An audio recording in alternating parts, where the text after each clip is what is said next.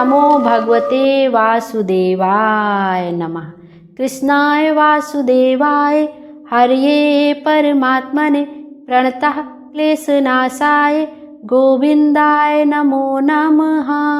बोलिए विष्णु भगवान की जय। आप सभी कमेंट में ओम नमो भगवते वासुदेवाय नमः अवश्य लिखिएगा। आइए आज के वीडियो में हम गुरुवार व्रत कथा का श्रवण करेंगे। गुरुवार का दिन भगवान विष्णु को समर्पित होता है। इस दिन विष्णु भगवान के निमित्त व्रत रखा जाता है और केले के वृक्ष की जड़ में पूजन किया जाता है। केले के वृक्ष की जड़ में गुड़, चना और मुनक्के से पूजन किया जाता है और साथ ही हाथ में थोड़ा सा गुड़, चने की दाल और मुनक्का लेकर विष्णु भगवान की व्रत कथा का श्रवण किया जाता है। यदि आप हो सके तो जहाँ पे आपने पूजन किया है केले के वृक्ष का, वहाँ पर बैठकर हो सके तो आप व्रत कथा का श्रवण करें।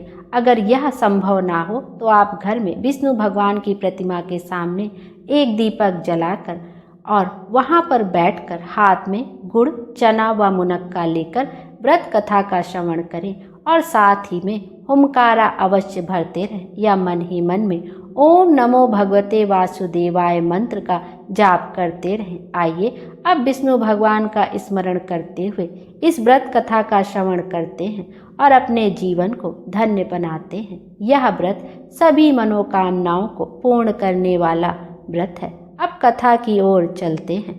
बृहस्पतिवार व्रत कथा। प्राचीन समय की बात है।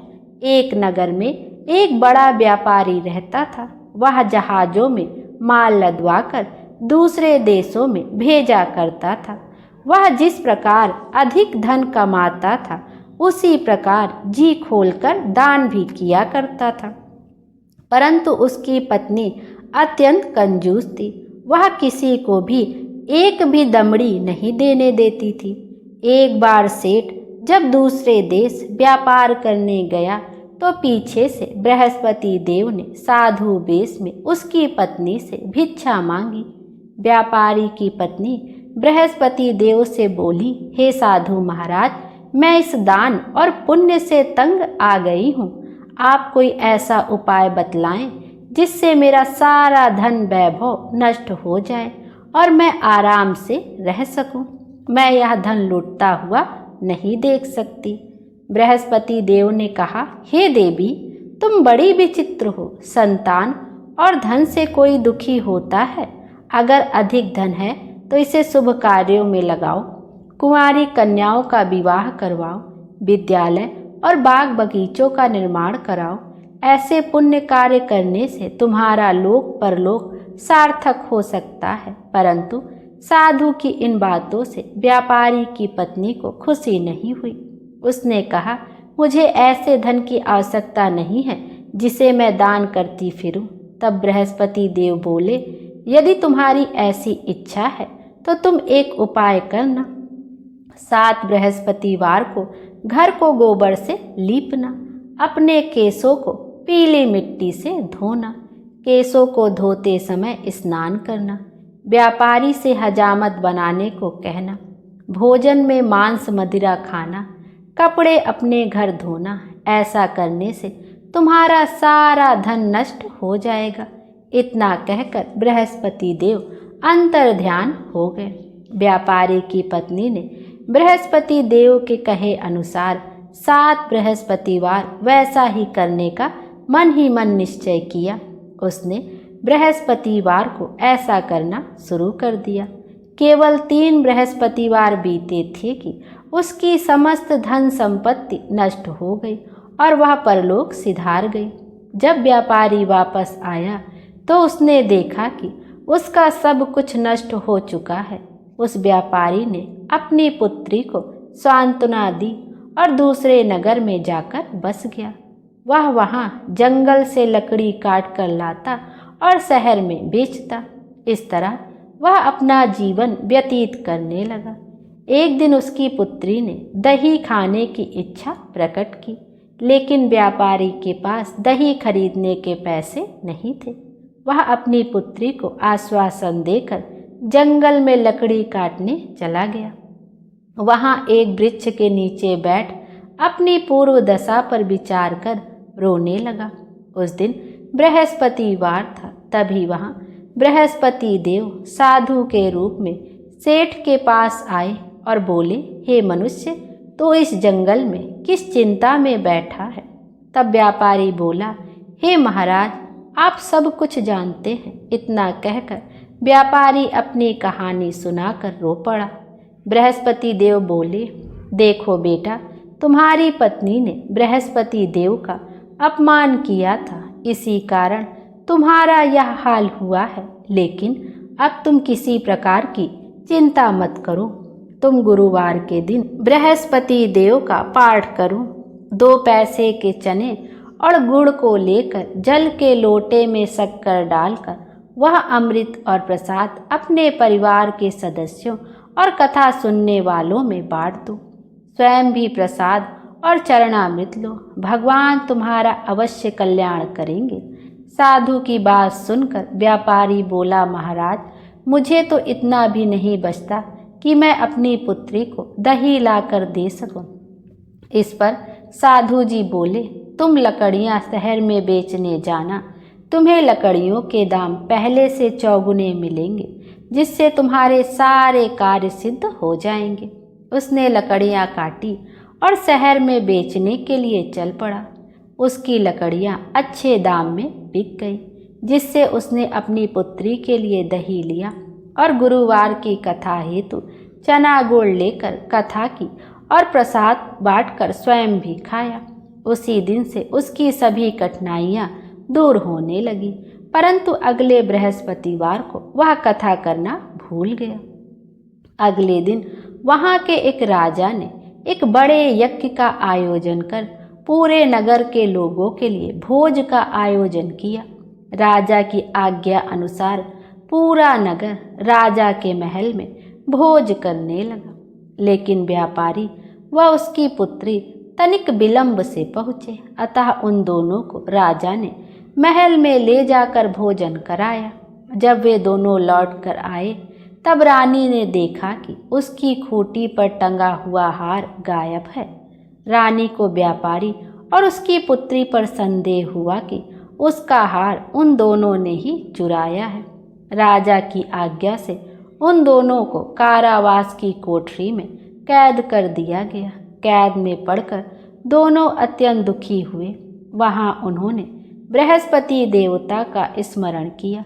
बृहस्पति देव ने प्रकट होकर व्यापारी को उसकी भूल का आभास कराया और उन्हें सलाह दी कि गुरुवार के दिन कैद खाने के दरवाजे पर तुम्हें 2 पैसे मिलेंगे। उनसे तुम चना और मुनक्का मंगवाकर विधि पूर्वक बृहस्पति देवता का पूजन करना। इससे तुम्हारे सारे दुख दूर हो जाएंगे। बृहस्पतिवार को कैद खाने के द्वार पर उन्हें 2 पैसे मिले। बाहर सड़क पर एक स्त्री जा रही थी। व्यापारी ने उसे बुलाकर गुड़ और चना लाने को कहा। इस पर वह स्त्री बोली, मैं अपनी बहू के लिए गहने लेने जा रही हूँ, मेरे पास समय नहीं है। इतना कहकर वह चली गई। थोड़ी देर बाद वहाँ से एक और स्त्री निकली। व्यापारी ने उसे बुलाकर कहा कि हे बहन, मुझे बृहस्पतिवार की कथा करनी है, तुम मुझे 2 पैसे का गुड़ चना ला दो। बृहस्पति देव का नाम सुनकर वह स्त्री बोली, भाई, मैं तुम्हें अभी गुड़ चना ला कर देती हूँ। मेरा इकलौता पुत्र मर गया है, मैं उसके लिए कफन लेने जा रही थी, लेकिन मैं पहले तुम्हारा काम करूँगी, उसके बाद अपने पुत्र के लिए कफन लाऊंगी। वह स्त्री बाजार से व्यापारी के लिए गुड़ चना ले आई और स्वयं भी बृहस्पति देव की कथा सुनी। कथा के समाप्त होने पर वह स्त्री कफन लेकर अपने घर गई। घर पर लोग उसके पुत्र की लाश को राम नाम सत्य है कहते हुए शमशान ले जाने की तैयारी कर रहे थे। स्त्री बोली, मुझे अपने लड़के का मुख देख लेने दो। अपने पुत्र का मुख देखकर उस स्त्री ने उसके मुंह में प्रसाद और चरणामृत डाला। प्रसाद और चरणामृत के प्रभाव से वह पुनः जीवित हो उठा। पहली स्त्री जिसने बृहस्पति देव का निरादर किया था, वह जब अपने पुत्र के विवाह हेतु पुत्र वधू के लिए गहने लेकर लौटी और जैसे ही उसका पुत्र घोड़ी पर बैठकर निकला, वैसे ही घोड़ी ने ऐसी उछाल मारी कि वह घोड़ी से गिरकर मर गया। यह देख स्त्री रो रो कर बृहस्पति देव से क्षमा याचना करने लगी। उस स्त्री की याचना से बृहस्पति देव साधु वेश में वहां पहुंचकर कहने लगे, हे देवी, तुम्हें अधिक विलाप करने की आवश्यकता नहीं है। यह बृहस्पति देव का अनादर करने के कारण हुआ है। तुम वापस जाकर मेरे भक्त से क्षमा मांगकर कथा सुनो, तभी तुम्हारी मनोकामना पूर्ण होगी। जेल में जाकर उस स्त्री ने व्यापारी से माफ़ी मांगी और कथा सुनी। कथा के उपरांत वह प्रसाद और चरणामृत लेकर अपने घर वापस गई। घर आकर उसने चरणामृत अपने मृत पुत्र के मुख में डाला। चरणामृत के प्रभाव से उसका पुत्र भी जीवित हो उठा। उसी रात बृहस्पति देव राजा के सपने में आए और बोले, हे राजन, तूने जिस व्यापारी और उसकी पुत्री को जेल में कैद रखा है वह बिल्कुल निर्दोष है। तुम्हारी रानी का हार वहीं खूंटी पर टंगा है। दिन निकला तो राजा रानी ने हार खूंटी पर लटका हुआ देखा। राजा ने उस व्यापारी और उसकी पुत्री को रिहा कर दिया और उन्हें आधा राज्य देकर उसकी पुत्री का विवाह उच्च कुल में करवाकर दहेज में हीरे जवाहरात दिए। बोलिए विष्णु भगवान की जय, बृहस्पति देव की जय। बृहस्पतिवार व्रत कथा यहीं पर समाप्त होती है। आइए अब विष्णु जी की आरती का भी श्रवण करते हैं। ओम जय जगदीश हरे, स्वामी जय जगदीश हरे। भक्त जनों के संकट क्षण में दूर करे। ओम जय जगदीश हरे। जो ध्यावे फल पावे, दुख बिन से मन का।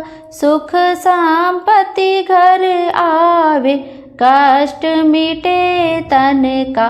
ओम जय जगदीश हरे। मात पिता तुम मेरे, शरण गहूँ मैं किसकी। तुम बिन और न दूजा, आस करूँ मैं जिसकी। ओम जय जगदीश हरे। तुम पूरन परमात्मा, तुम अंतर्यामी। पार ब्रह्म परमेश्वर, तुम सबके स्वामी। ओम जय जगदीश हरे। तुम करुणा के सागर, तुम पालन करता।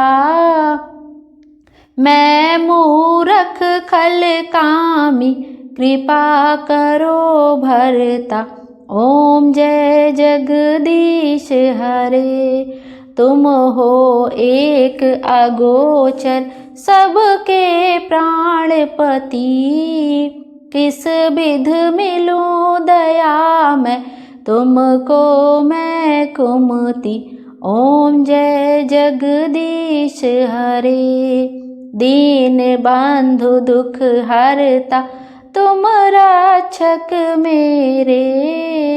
करुणा हस्त उठाओ, द्वार पड़ा मैं तेरे। ओम जय जगदीश हरे। विषय विकार मिटाओ, पाप हरो देवा। श्रद्धा भक्ति बढ़ाओ, संतन की सेवा। ओम जय जगदीश हरे। श्री जगदीश जी की आरती जो कोई नर गावे। कहत शिवानंद स्वामी, सुख संपत्ति पावे। ओम जय जगदीश हरे। स्वामी जय जगदीश हरे। बोले विष्णु भगवान की जय। विष्णु भगवान हम सब की मनोकामना पूर्ण करें और हमारे जीवन को खुशियों से भर दें। Thank you. Radhe Radhe. Hare Krishna.